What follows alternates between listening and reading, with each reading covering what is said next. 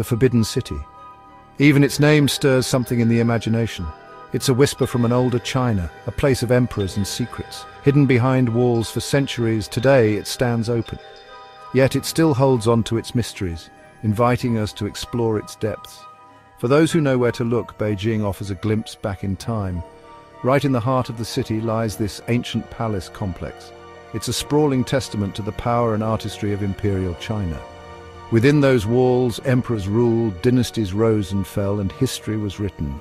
Today we walk in the footsteps of emperors. We marvel at the intricate details of the buildings, from the golden roofs to the carved marble, and we try to understand the lives lived within these walls, both ordinary and extraordinary. Join me now as we step beyond the threshold and uncover the story of the Forbidden City. Our journey starts in the early 15th century, a time of immense change and ambition in China. The Ming Dynasty, having driven out the Mongols, sought to establish their own legacy. What better way than to create a new capital, and at its heart a palace like no other. Emperor Yongle, the third Ming ruler, commanded the construction of this grand palace.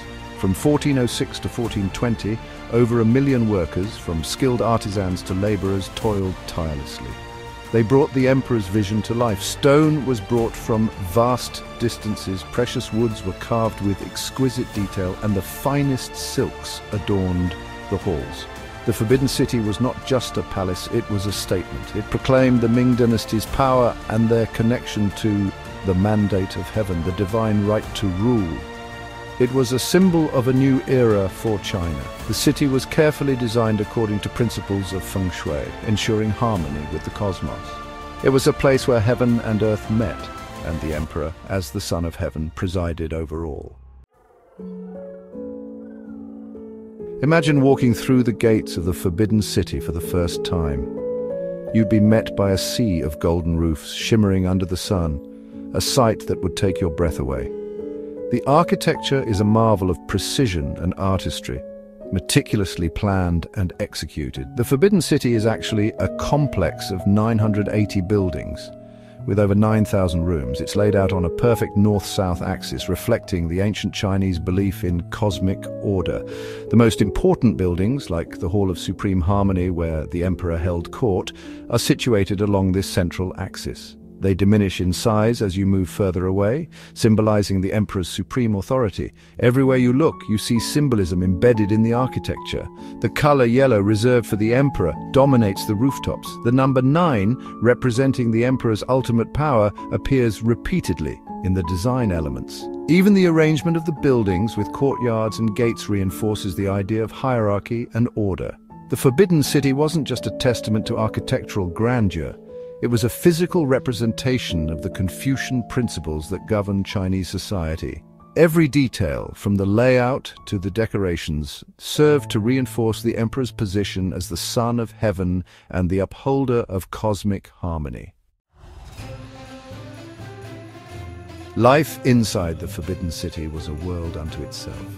It was a place of strict rituals where every action, every gesture was imbued with meaning. At the heart of this world lived the emperor, surrounded by a court of thousands. For the emperor, life was one of immense power, but also immense isolation. He was considered a semi-divine figure, separated from the outside world by layers of protocol and tradition.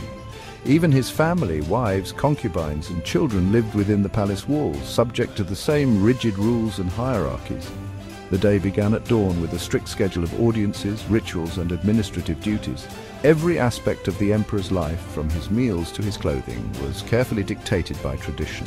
Eunuchs, men who were castrated to ensure the purity of the imperial bloodline, played a crucial role in palace life. They served as guards, attendants, and confidants to the emperor and his family. Life in the Forbidden City wasn't just about the emperor, however. Thousands of people, from concubines and princes to servants and guards, called the palace home. Each had their own role to play in the intricate machinery of the court. The Forbidden City wasn't just a residence, it was the beating heart of the Chinese Empire. It was from here that the Ming and later the Qing dynasty ruled over their vast domains. The decisions made within these walls reverberated throughout the land. Every morning the emperor, dressed in elaborate robes, would hold court, in one of the grand halls. Here he'd receive officials, hear petitions, and issue decrees. These pronouncements, carrying the weight of the emperor's authority, would then be carried out by officials across the empire. The Forbidden City was also a stage for grand ceremonies and celebrations.